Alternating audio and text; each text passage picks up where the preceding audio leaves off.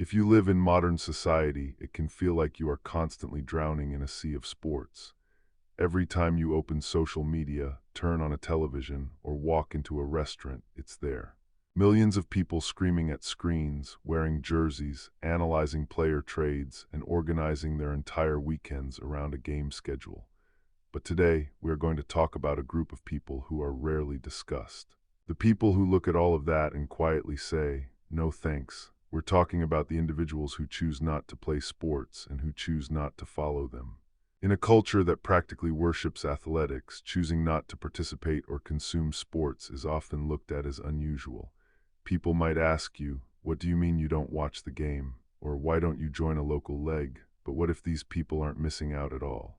What if refusing to give an excess of your life over to sports is actually a hidden superpower? Today, we are going to dive deep into the real reasons why some people choose a life completely outside of sports. We will look at what they gain, the freedom they protect, and a timeless piece of wisdom that explains why skipping the earthly games can lead to a far more meaningful life. Let's begin by addressing the elephant in the room. Society tells us that sports are a mandatory part of a full life. We are taught from childhood that sports are the only way to learn discipline, teamwork, and health.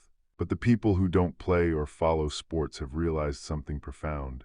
You don't need a ball, a field, or a stadium to build an incredible life. The first major reason people choose to step away from sports is a desire to protect their emotional independence. When you become deeply involved in sports, whether as a player or a hardcore fan, you are making a massive gamble with your mental health.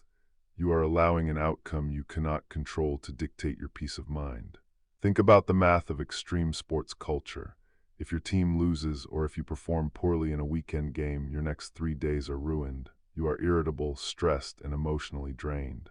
The person who doesn't play sports looks at that cycle and realizes it's an unnecessary tax on their happiness. They choose to keep their peace of mind steady rather than letting it ride on a roller coaster of wins and losses. The second reason is simple yet incredibly powerful: time and bandwidth. Think about the sheer volume of hours the average sports enthusiast gives away. They spend hours playing, hours traveling to fields, hours watching pregame shows, hours analyzing statistics, and hours discussing it online. That is a massive amount of human potential. The people who choose not to engage in sports have a massive surplus of time. And what do they do with it? They invest it into things that build their actual reality. Instead of mastering a golf swing or memorizing football statistics, they master a musical instrument. They write books, they build businesses, they learn how to paint, code, cook, or cultivate gardens.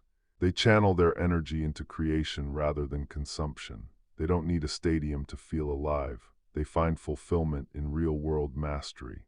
There's also a deep psychological reason why some people stay away from sports. They refuse to participate in borrowed glory. In modern sports culture, it is incredibly easy to fall into a trap where you use a team's success to cover up a lack of success in your own life. When we win the championship, we feel like winners, even though we didn't run a single lap or make a single sacrifice.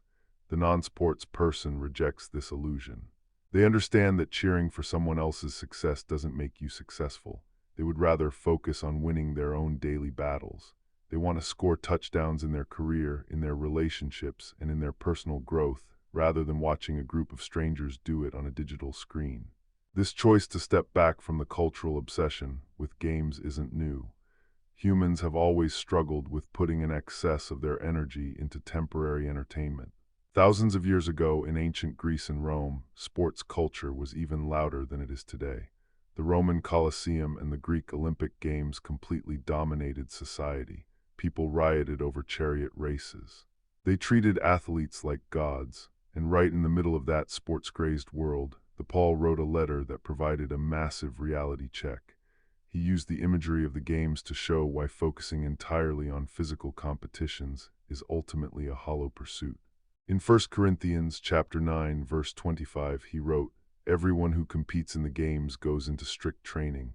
They do it to get a crown that will not last, but we do it to get a crown that will last forever." Think about that wisdom. In those ancient times, athletes trained until their bodies broke just to receive a crown made of olive leaves. It was the highest honor in the world. but within a few weeks those leaves would wither, dry up, and turn to dust. The glory completely vanished. Today the crowns are made of gold plating and plastic, but the truth remains exactly the same. Banners fade, records get broken. Last year's champion is forgotten by next season. The crowns of the sports world simply do not last. When people choose not to give an excess of their lives to sports, they aren't being lazy or boring. Often, they are making a conscious decision to focus on things that don't turn to dust. They are saving their deepest energy, focus, and devotion for the crowns that actually last forever. Their character, their integrity, their dedication to family, their calling, and their connection to God. So if you are someone who doesn't play or follow sports, don't let the culture make you feel like you are missing out.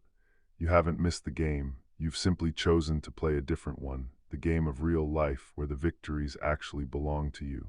Keep your life in perspective. Save your passion for what truly matters. Thank you for listening.